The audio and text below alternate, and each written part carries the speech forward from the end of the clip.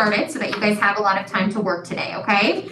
So again, I'm going to introduce myself. My name is Caitlin Bott. I am the Southwest Digital Coach for elementary school. And I'm Liston Phillip. I am the secondary coach for Southwest Schools. And if you are in this breakout session, you are looking at strategy 1 with us. So building those relationships with your students using an SEL connection. So we're going to be looking at Dialog Journals, Pear Deck Orchard, Flipgrid Discovery Library today, okay? Sorry.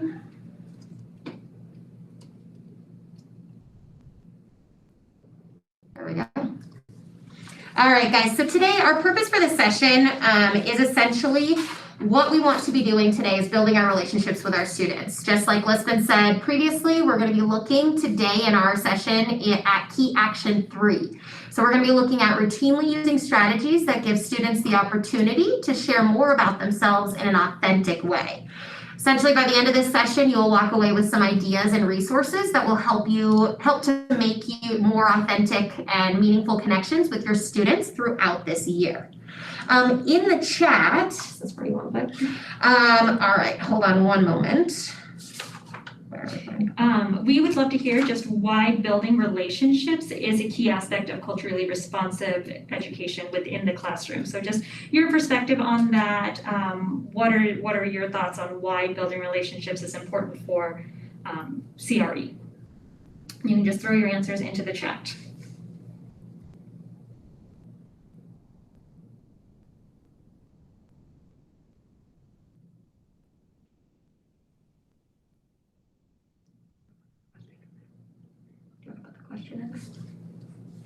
We're going to put that question that we're asking you guys in the chat so you know what we're looking for.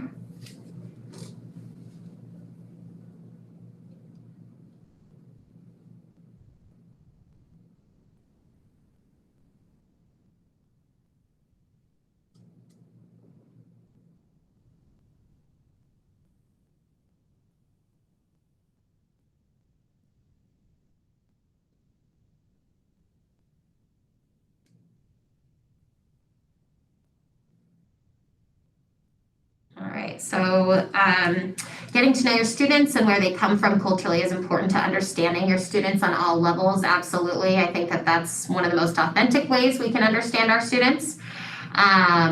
Let's see. Santa told us that he wrote a piece in the CTE newsletter about it, so we will have to check it out. Absolutely. Building those relationships is foundation of human interaction. Absolutely. Starting off a classroom. Each year, it's important to connect with your students so that they feel safe, valued, and supported. And then relationship requires knowledge of a student's culture. Absolutely, Andrew. So Lisbon will also be putting in just as additional the URL to get into this PowerPoint too, so that you'll have access to the links that we'll have in just a few moments as well.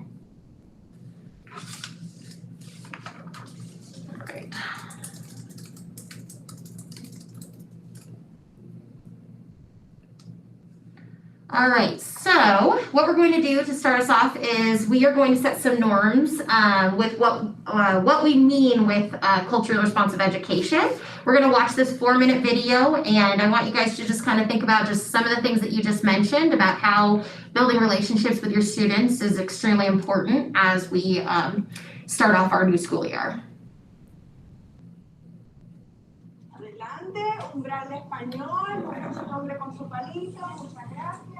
There are no blank slates walking into the classroom. Culturally responsive teaching is capitalizing on all that students bring with them from their personal lives and their home lives. And it's really knowing that student, knowing where he or she is from, and using that to craft the most meaningful and rigorous learning opportunities.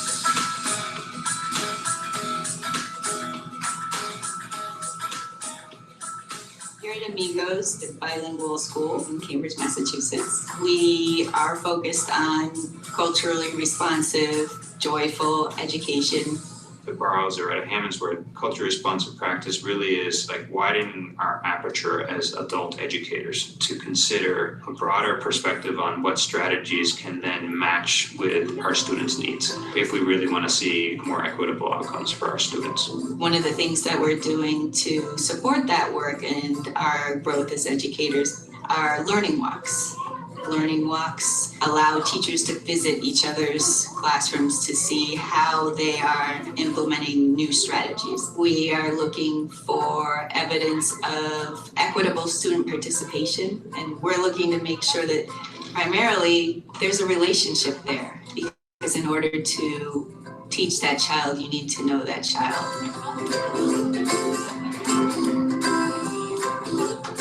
We visit the classroom, take notes using our guide. Tienen un argumento bien fuerte, bien formado. Todos participaron. We are really looking at what instructional decisions are we making that will support students to have equity of voices, rigor, and consider their different cultures and identities, and really capitalize on that for them to feel safe and authentic and a sense of belonging into our classrooms. Casa. ¡Au! Ay, necesitaba evacuar. Hay bombas en todas partes. I'm really thinking about what are the different ways that one can organize the instruction so there's diversity of access points to this language and the literature, and for the students to be able to feel comfortable sharing what they know, sharing what they don't know. Como por eso dice hito en hito, como partes de su vida que lo convierten en quien es. I really thought that one of the strengths was your use of the vocabulary and then giving students the tools they needed to use it themselves. We come back together for a debrief. We look at questions that may emerge and any recommendations that we've come up with. Everyone ended up being engaged at some point. We were struck by the variety and the depth of voice that students were demonstrating in her class. We heard lots of different voices, and that was exciting to see and hear. We need to make sure that they all feel represented, they all feel safe to do their best learning, they all feel respected. And I think that's a lifelong process for any educator. Culturally responsive teaching isn't something that you say, I went to a professional development session, I'm all set. Check the box. Something you have to dedicate a lot of time to throughout your career to make sure that you're doing the best for the students.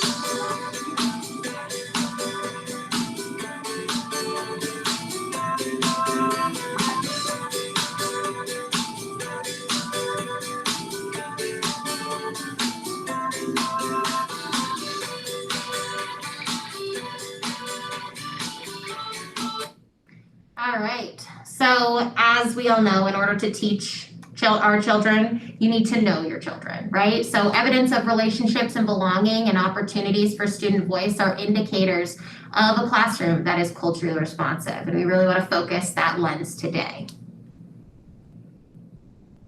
Adelante, Oh, sorry, un guys. gran español.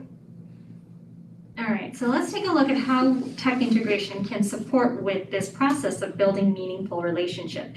Today, we're going to talk about 3 different ways. So these are the tools and strategies that we will work on building out for our classrooms in this session. So one of the ways that you can do this is through a dialogue journal in which students and teachers write to each other on a non-academic basis.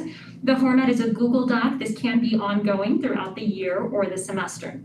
You can also use Pear Deck Orchard, which is a resource library with a lot of templates for different topics. It is very easily customizable. Lastly, we'll take a look at Flipgrid Discovery Library. Also comes with a lot of templates and pre-made discussion topics. So you can use student voice and have video discussions. Lots of topics available in here to get to know your students better.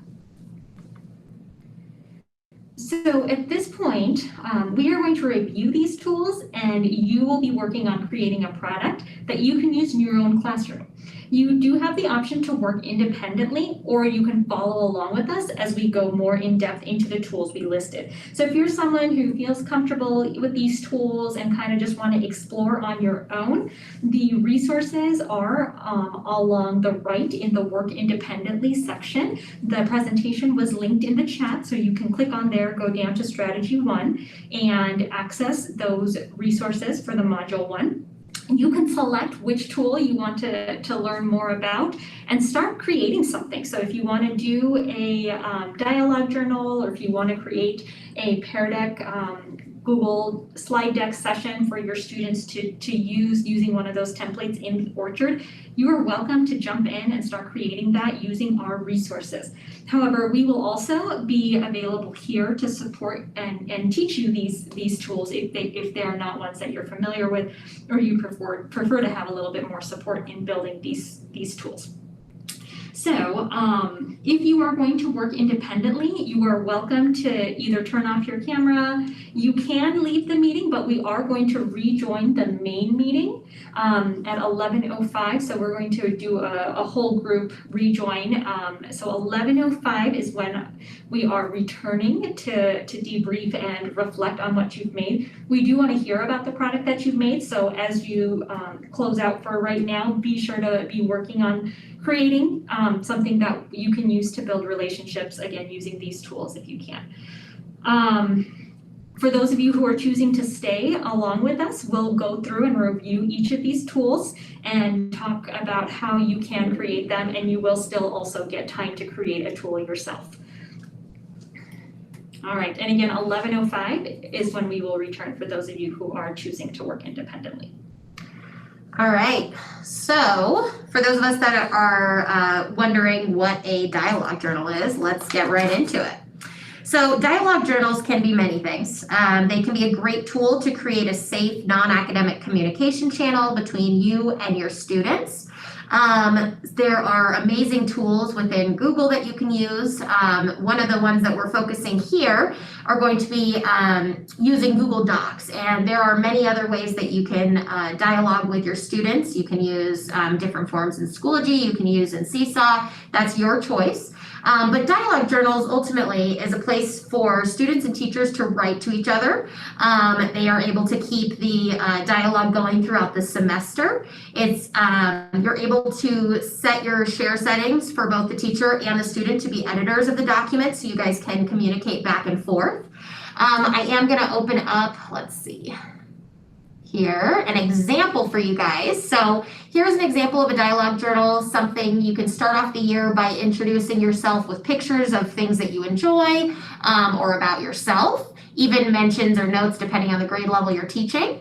Then what you can do is you can kind of continue adding into your dialogue journal just in a sequential form. So, you know, as the teacher, I can start it off with the date, add a prompt in there that I want a student to be answering, where they would answer, and then I can actually edit once they've turned it into me and give a teacher response in a different color, and then we can continue on adding from there. So this is just like, instead of taking, I am personally, as an educator, I loved pencil to paper, but this is another way to integrate technology into the day. Just a quick couple minutes to quick write dialogue with your teacher, and then you know, instead of collecting journals every day, you know, that's a little bit of a pain. Another option here I'm going to share with you. So there are 2 resources linked on this page. The first resource I'm going to open up here for you is just how to use dialogue journals to build that relationship. This is just a great place, a little quick read of how to use them, how it creates that relationship building inside of your classroom. Along with this second resource, which is another place for elementary students. Sorry about the cookies, let's see. Just another place for you to talk or learn lesson planning, utilize the lesson plans that are available to start that practice inside of your classroom. Let's see.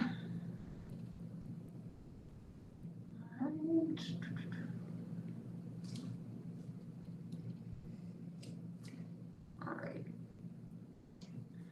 Okay, so next we have Pear Deck Orchard, which is a great tool to be able to just interact with your students. So what I'm going to do is I'm gonna start a poll right now. And I'd like to hear just, how familiar are you with Pear Deck? Is it something you've used at all? Is it something that you've seen but not really used? Is it something that you're really good at? You use Pear Deck all the time? So a poll has been launched. You should see it come up on your page. You may need to click on the shapes that are at the bottom to be able to respond. So there's like that little triangle, square, circle shape there. If you click on that, you can access the poll. Let us know where you fall with Pear Deck. Is it something you've used, just so we know where folks are with it? It looks like most folks are in the somewhat area. So that's good. I'm going to assume that we've seen it, whether you've used it as a student or as a presenter.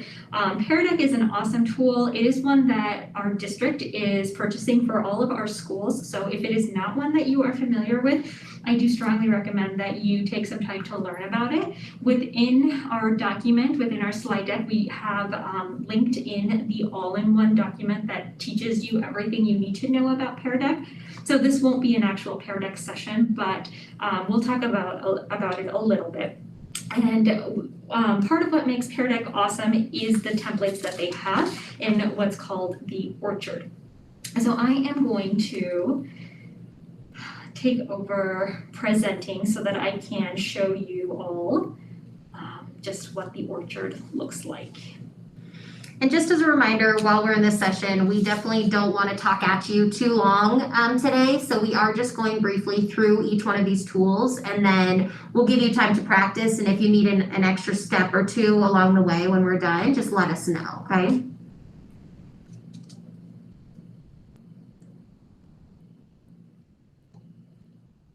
Okay, so this is the Pear Deck Orchard. When I click into it, it gives me access to a few different templates. So first off, they have just their regular templates that are really great for icebreakers, getting to know your students. There are a lot of different templates here that are available, so you can click into them and kind of see what they have. So when you create a Pear Deck, you create it in a slide deck, and then Pear Deck is an add-on that you are going to add to that slide deck, and then you can run a session through that Google slide. So when you click on these templates, you can view what types of questions are in there and just kind of get an idea of what it is. And then if it is something that you are interested in using, you can just click on Google Slides to make a copy of it, and then you have that template in your Google Drive.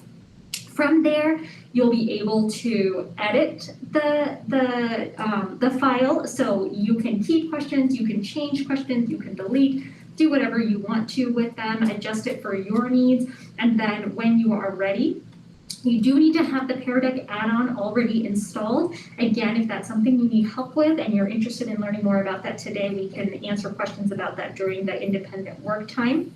But if it's installed, you just need to click on that Pear Deck, you can start the lesson, and then you can present this to your students, and you can get information from every single student. So all students will have the opportunity to interact, answer questions on their screens, on their computers, on their devices, and you can interact with them that way. Again, there are lots of different templates for all sorts of needs.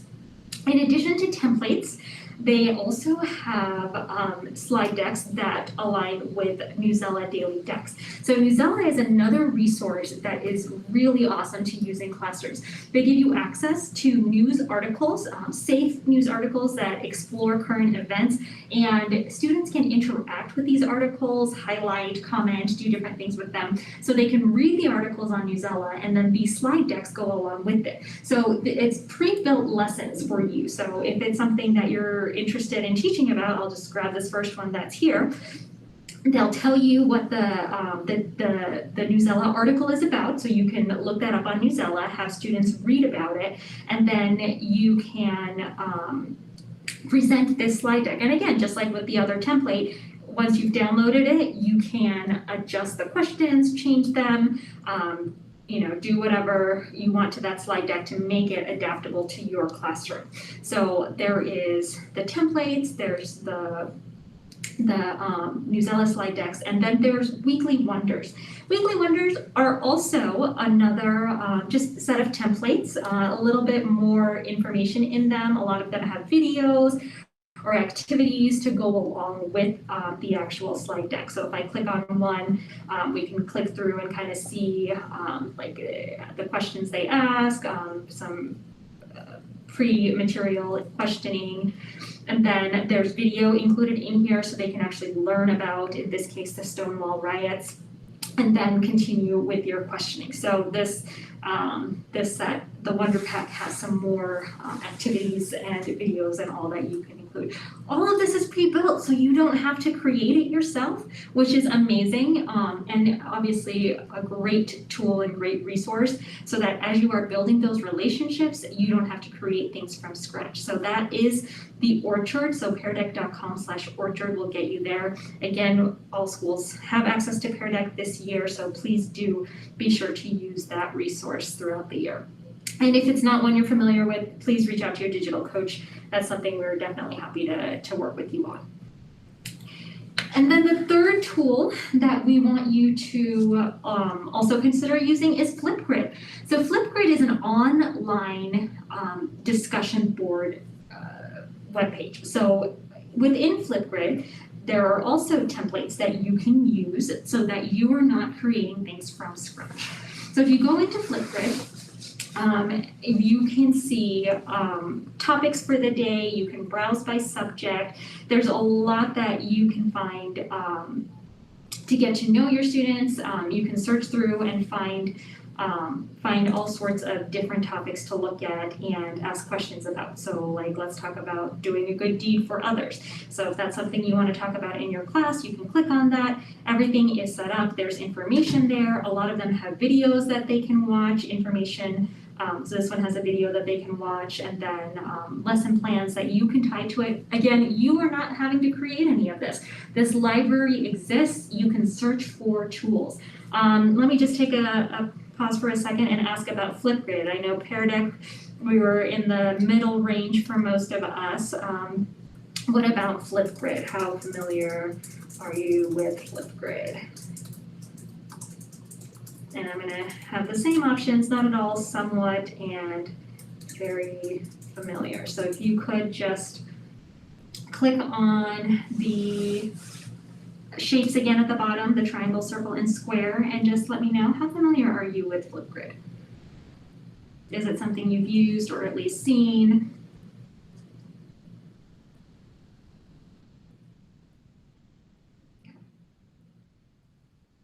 So far, it looks like we're about the same with Flipgrid. Most of our responses are in the somewhat familiar. So I'm glad to hear that it is a tool that's recognized. It's a great way. Students like making videos of themselves. I'm sure you've seen them on many apps making videos.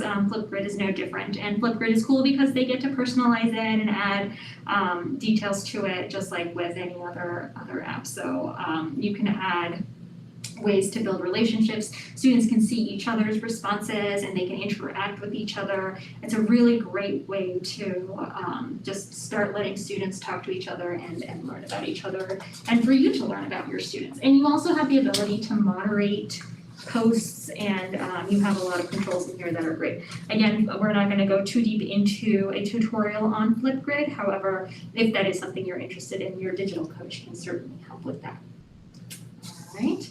So those are the 3 tools that we are focusing on for this session. We want to, again, give you time to start building a resource that you can use next week when your students come in. We want you to start building relationships right away. So whether you're creating a dialogue journal, you're looking through the Orchard to create a Pear Deck session, or you are setting up a Flipgrid topic to discuss, we want to give you this time to work on that.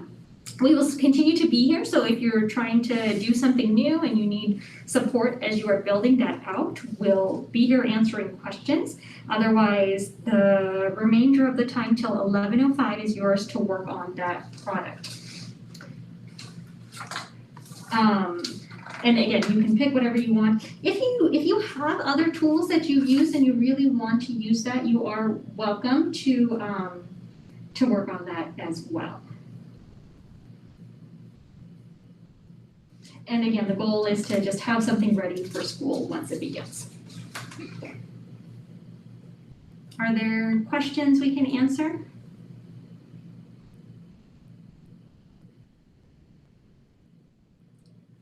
You're welcome to ask them at any point. Again, we're gonna stay on here, so now's your time to work.